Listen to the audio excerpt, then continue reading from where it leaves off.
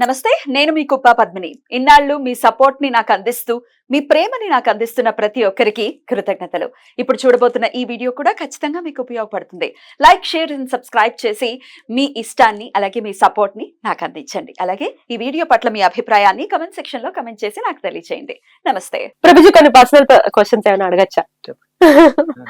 So ఎంత ఉంటుంది ప్రభుజీ మీ వయసు?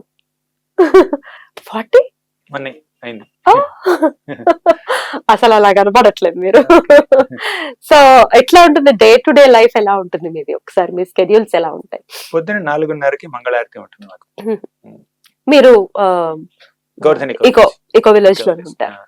4:30కి మంగళారతి, 5:10 దాకా అలా తులసి హారతి అవన్నీ జరుగుతూ ఉంటాయి. 5:10 నుంచి 7 గంటల వరకు జపం, హరికృష్ణ మహామంత్రం 16 రౌండ్లు జపం చేస్తాం. ఇంకా అదొక్కటే ఏంటది? హరే రామ హరే రామ హరే కృష్ణ ఆ మంత్రం. తర్వాత 7 గంటలకి దర్శనారతి ఉంటుంది. అంటే భగవంతుడికి అలంకారం చేసి దర్శనం ఓపెన్ చేస్తారు. తర్వాత గురు పూజ ఉంటుంది. అలా 7:30 దాకా అయిపోతుంది. 8 నుంచి 9 వరకు భాగవతం ప్రవచనం ఉంటుంది. రోజుకొకళ్ళు ఇస్తూ ఉంటారు టెంపుల్లో. అందులో వాళ్ళందరూ వింటూ ఉంటారు. అంటే అందరూ వింటుంటారు తెలిసినప్పటికీ. ఇప్పుడు భాగవతం మీకు తెలుసు అయినప్పుడు మీరు కూర్చొని వింటారు. నిత్యం భాగవత సేవయ. తెలిస్తే వినడం, తెలియకపోతే వినడం అలా కాదండి. ప్రతిరోజు భాగవతాన్ని చర్చించుకోవాలి. కృష్ణుడే ఉన్నాడు భగవద్గీతలో, మచ్చిత్త మద్గత ప్రాణ బోధయంతః పరస్పరం కథయంతశ్చ మాం నిత్యం తుష్యంతి చ రమంతి చ. కథయంతశ్చ మాం నిత్యం. నిత్యం ప్రతి నిత్యం భగవంతుడి యొక్క కథల్ని మనం చర్చించుకోవాలి. అది ఆధ్యాత్మిక భక్తి మార్గంలో అదొక అంగం. ఆరతి ప్రతిరోజు ఇస్తారు కదా. మళ్ళీ ఇంకో ఇచ్చారు కదా, ఎందుకన్నా అలాగే ప్రతిరోజు వింటారు. ప్రతిరోజు తింటాం.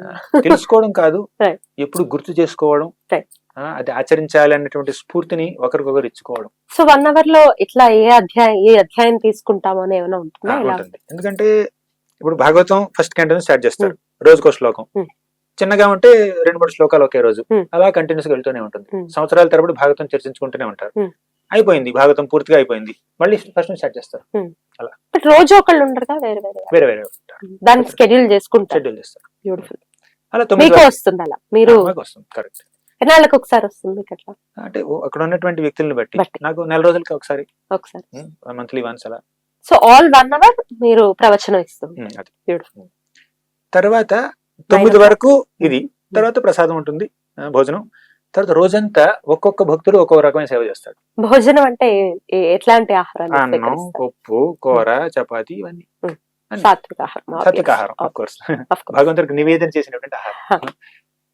తర్వాత ఒక్కొక్కరు ఒక్కొక్క సేవ ఉంటుంది. కొంతమంది గోశాలలో సేవ చేస్తారు, ఇంకొంతమంది మన గెస్ట్ హౌస్ సేవ ఉంటుంది, ఇంకొంతమందికి ఇంకా వేరే సేవలు ఉంటాయి. అలా ఎవరి సేవలు వాళ్ళకి ఉంటాయి. నా సేవ ఏమిటంటే భక్తి వేదాంత విద్యాపీఠం.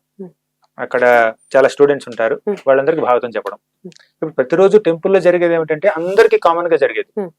కానీ నా భక్తి వేదాంత విద్యాపీఠంలో జరిగేది ఏమిటంటే ఆ కోర్సుకి వస్తారు, భాగవతం చదువుకోవాలన్నటువంటి ఆ కోర్సు కోసం జనాలు వస్తుంటారు, స్టూడెంట్స్ వస్తారు చాలా ప్రదేశాల నుంచి, విదేశాల నుంచి కూడా వస్తుంటారు. సో వాళ్ళకి భాగవతం నేర్పించడం అనమాట. అది టీచింగ్ 3 hours క్లాస్ ఉంటుంది. ఒక చాప్టర్ డీటెయిల్ గా వెళ్తాం. పొద్దున ఏంటంటే ఒక శ్లోకం తీసుకుని జనరల్ గా చెప్తుంటాం. ఇక్కడ డీటెయిల్ గా చాప్టర్ మొత్తం సిస్టమేటిక్ గా చెప్పడం. అలా రోజుకి 3 గంటల క్లాస్. వాళ్ళకి ఎగ్జామ్స్ ఉంటాయి, రెగ్యులర్ గా సర్టిఫికెట్స్ ఇస్తూ ఉంటాం. రిటర్న్ ఎగ్జామ్స్ ఉంటాయి, ఓరల్ ఎగ్జామ్స్ ఉంటాయి. తర్వాత శ్లోక రిసైటేషన్ ఉంటుంది, శ్లోకాల పారాయణం ఉంటుంది. తర్వాత నేను పుస్తకాలు రాస్తూ ఉంటాను. ఇంకెప్పుడు టైం మీకు? ఎప్పుడు పుస్తకాలు రాసేది? పుస్తకాలు రాయడం అంటే ఇప్పుడు క్లాస్ నేనేవను, నా పుస్తకాలు రాయడం అలా జరుగుతూనే ఉంటుంది. మనకి స్వాధ్యాయం, తర్వాత రైటింగ్, అదంతా ప్యారలల్ గా జరుగుతూనే ఉంటుంది. ఇక ఈ సర్వీసులు చేయనుకోండి, మీటింగ్స్ ఉంటాయి, మేనేజరియల్ మీటింగ్స్ ఉంటాయి. తర్వాత బ్రహ్మచారి కేర్ బాడీ ఒకటి ఉంది అక్కడ. అంటే బ్రహ్మచారులందరూ అంటే వాళ్ళకి సదుపాయాలు బాగున్నాయా, తర్వాత వాళ్ళు ఆధ్యాత్మిక జీవనంలో సరిగ్గా ఉన్నారా లేదా గమనిస్తూ ఉంటారా? గమనిస్తుంటారు. కొంచెం సీజన్ వాళ్ళు ఉంటారు కదా, వాళ్ళు గమనిస్తూ ఉంటారు. తర్వాత వాళ్ళకి ఏమైనా డౌట్స్ ఉంటే క్లియర్ చేయడం, ఏమైనా ప్రాబ్లమ్స్ ఉంటే సాల్వ్ చేయడం, ఒక బాడీ ఉంటుంది అనమాట. సో అదొక సర్వీస్. తర్వాత అడ్మినిస్ట్రేటివ్ బాడీ ఉంది, అడ్మినిస్ట్రేటివ్ కౌన్సిల్, అక్కడ అదొక సర్వీస్. ఇలా సర్వీసెస్ చాలా ఉంటూ ఉంటాయి. ఇంకా బ్యాక్గ్రౌండ్ లో జరిగేది ఏమిటంటే పుస్తక పఠనం, పుస్తక రచన, అది బ్యాక్గ్రౌండ్ జరుగుతూ ఉంటుంది. ఇక ట్రావెలింగ్ అప్పుడప్పుడు ట్రావెలింగ్ కంప్లీట్ డిఫరెంట్ కదా. 3 months అలా అవుట్ సైడ్ ఇండియా ఉంటాను. US, UK, Singapore, Okay. New Zealand అవన్నీ. ఓకే, అక్కడ మా భక్తులు ఉంటారు, ప్రవచనాలు. నైట్ ఎప్పుడు పడుకుంటారు? జనరల్ గా 9:30కి పడుకుంటాం, పడుకుని పోతాం, మళ్ళీ 8కి పడుకుంటాం. మళ్ళీ ప్రసాదం స్వీకరించిన తర్వాత పడుకుంటారా? మళ్ళీ ఎర్లీ మార్నింగ్ ఇదే schedule. అక్కడ ఉంటే ఈ ట్రావెలింగ్ ఉంటే అప్పుడు ఇంటర్వ్యూ షెడ్యూల్ లేదు, ఇప్పుడు ఎప్పుడో ఒకసారి అనమాట అలా. ఇక్కడికి మరి మీరు ముంబైలో ఉన్నప్పుడైతే అలాగా, ఇక్కడ ఉంటే ఎక్కడ ఉంటారు? ఇక్కడ గచ్చిబౌలిలో ఒక సెంటర్ ఉంది, హైదరాబాద్ చాలా టెంపుల్స్ ఉంది, అక్కడ ఉంటారు. హ్యాబిట్స్ లో ఉంది. వేద అధ్యయనం చేయటం అనేది కంప్లీట్ అసలు ఇస్కాన్ దానికి వైపుకు వెళ్ళదు కదా, వేదం నేర్పించడం గానీ లేకపోతే వేదం వేదాధ్యాయం. అంటే ఇప్పుడు మన వ్యాస భగవానుడు 4 వేదాలని రచించాడు. యాక్చువల్లీ వేదం ఉంది, ఆయన దాన్ని 4గా విభజించి ఆయన రాతపూర్వకంగా అందరికి అందించారు అనమాట. తర్వాత ఆయన వేదాలతో పాటు ఉపనిషత్తులు రాశారు, మహాభారతం రాశారు, అష్టాదశ పురాణాలు రాశారు. ఇన్ని రాసినా కూడా ఆయనలో మనసులో ఏదో సంతృప్తి లేదు. ఇది రావాలి కదా,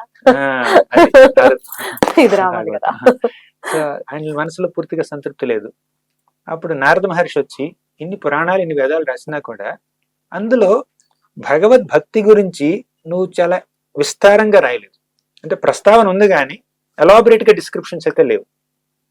అసలు భగవంతుడి యొక్క భక్తి మార్గాన్ని ఎలాబరేట్ గా డిస్క్రైబ్ చేయకపోతే ఏ ఆథర్ కి సాటిస్ఫాక్షన్ ఉండదు. కాబట్టి నువ్వు భాగవతాన్ని రచించు అని ఆయనకి ఉపదేశించారనమాట. అలా భాగవతాన్ని ఆ వ్యాస మహర్షి రచించిన తర్వాత మనసుకు పూర్తి సంతృప్తి కలిగింది. అంటే ఇన్ని వేదాలని, ఇన్ని పురాణాలని, ఇన్ని ఉపనిషత్తుల్ని, మహాభారతాన్ని ఇన్ని రచించిన తర్వాత కూడా రానటువంటి సంతృప్తి శ్రీమద్ భాగవత రచన ద్వారా ఆ గ్రంథకర్తకి వ్యాస మహర్షికే ఆ ఆనందం కలిగింది, ఆ సంతృప్తి కలిగింది. కాబట్టి భాగవతానికి ఎక్కువ ప్రాముఖ్యత ఇస్తాం. అలాగని భాగవతం రాయక ముందు ఆయన రాసినటువంటి గ్రంథాలన్నీ వేస్ట్ అని కాదు, అక్కడ దానికి ఉన్న రిలవెన్స్ వాటికి ఉంటుంది.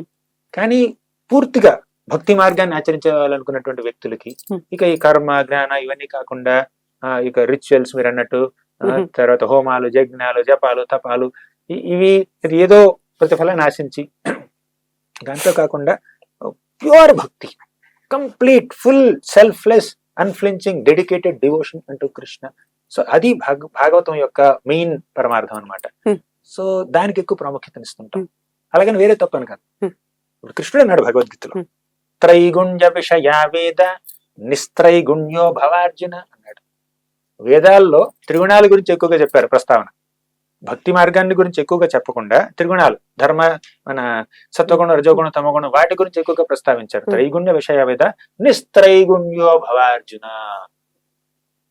ఆ 3 గుణాలకి అతీతుడు కా అన్నాడు. ఇప్పుడు వేదాల్లో గుణాల గురించినటువంటి ఎక్కువ డిస్కషన్ ఉంది, కానీ కృష్ణుడు ఏమంటున్నాడు? నిస్త్రైగుణ్యం అంటున్నాడు. అంటే భాగవతం త్రిగుణాలకి అతీతం అనమాట. ఆ వేదాలన్నింటి యొక్క సారం ఇది. కృష్ణుడు ఏమన్నాడు భగవద్గీతలో 15వ అధ్యాయంలో, వేదైశ్చ సర్వైర్ అహమేవ వేద్యో వేదాంత కృద్వేద విదేవ చాహం. వేదైశ్చ సర్వైర్ అహమేవ వేద్యో. అన్ని వేదాలు నువ్వు చదివిన, కంఠస్థం చేసిన, పఠించిన, అహమేవ వేద్యో, నువ్వు తెలుసుకోవలసింది నన్నే. అంటే వేదాలన్నింటి యొక్క సారం భగవంతుణ్ణి, కృష్ణుడిని తెలుసుకోవడం. ఆ మాట కృష్ణుడు భగవద్గీతలో చెప్పాడు. భాగవతంలో కృష్ణుడి గురించినటువంటి లీలల్ని వ్యాసుడు చెప్పాడు అనమాట. అంటే వేదాల సారం మొత్తం ఇందులో ఉంది. వేదాంత కృత్ వేద విదేవ చాహం. అసలు వేదాంతాన్ని కృత్ అంటే వేదాంత కర్తను నేనే, అసలు వేదాల్ని రచించింది నేనే వ్యాసుడి యొక్క రూపంలో. వేద విదేవ చాహం, వేదాలన్నీ తెలిసింది నాకే. అలా వేదాలన్నీ తెలిసి వేదాల్ని రచించినటువంటి నేను వేదాలన్నీ చదివి నువ్వు అర్థం చేసుకోవాల్సింది నన్నే అని చెప్తున్నాను. కాబట్టి నా భక్తి మార్గాన్ని నువ్వు అవలంబించడం, అది భాగవతం యొక్క మెయిన్ ఉద్దేశం అనమాట. ఆ విషయాన్ని, అందుకే భాగవతానికి ఎక్కువ ప్రాముఖ్యత ఇస్తాం. అది వేరే అప్పుడు చూస్తూ ఉంటాం, కానీ మెయిన్ ఇంపార్టెన్స్ దీని మీద భాగవతానికి. అద్భుతం, చాలా బ్యూటిఫుల్ గా ఎక్స్ప్లెయిన్ చేశారు. ఎందువలన భాగవతం మాత్రమే అని అంటే ఇట్స్ బ్యూటిఫుల్ ఆన్సర్.